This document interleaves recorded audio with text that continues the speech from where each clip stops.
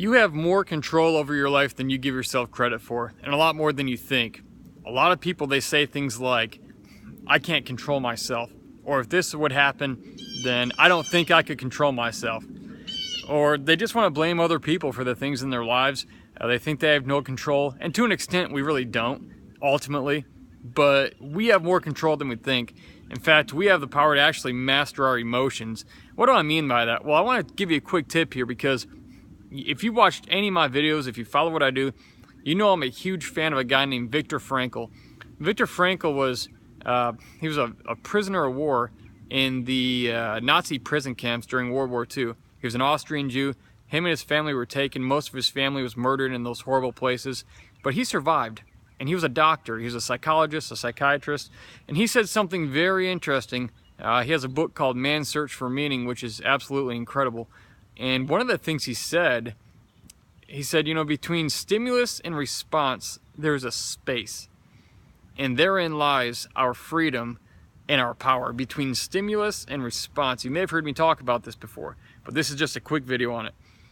Between stimulus, something that maybe upsets you, somebody who provokes you, and your response. Between somebody provoking you, or something, you seeing something, and how you respond to it. He says there's a space right in the middle between there, and he said in that space is where our freedom and our power is, because we have the ability to choose in that moment.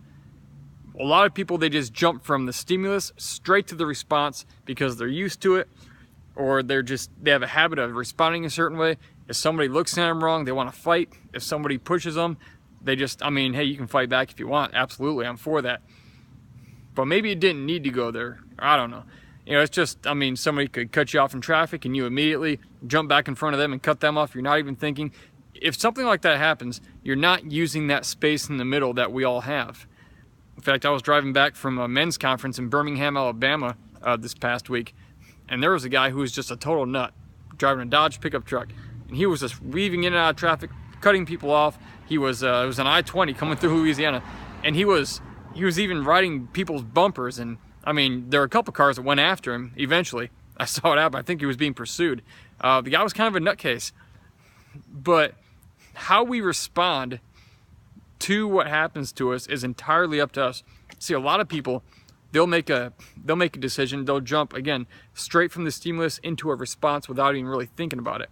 Next thing you know, they're sitting in jail, or they're paying a fine, or they have some broken bones. Maybe the other guy does too. Maybe he did start it.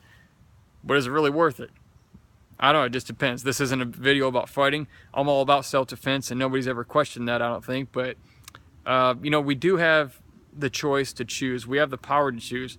So next time somebody gets on your nerves, next time something financial comes your way, and you just don't know how you're going to make it, or you just have this thing, something that comes into your life that comes against you, there's a space in between that and how you respond.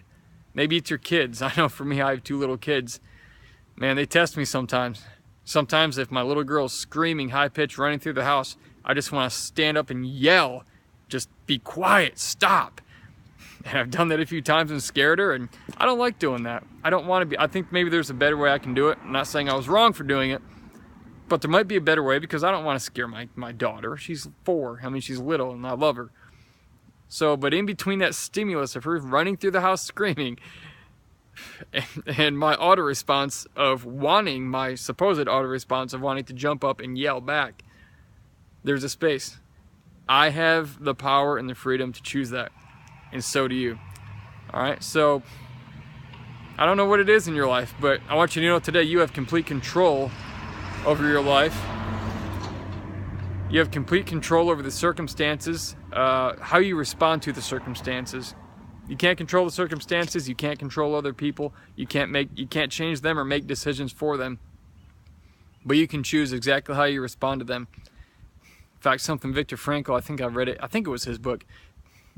I think he had told one of the Nazi officers, he said, when confronted with what they were doing, he said, you cannot make me hate you.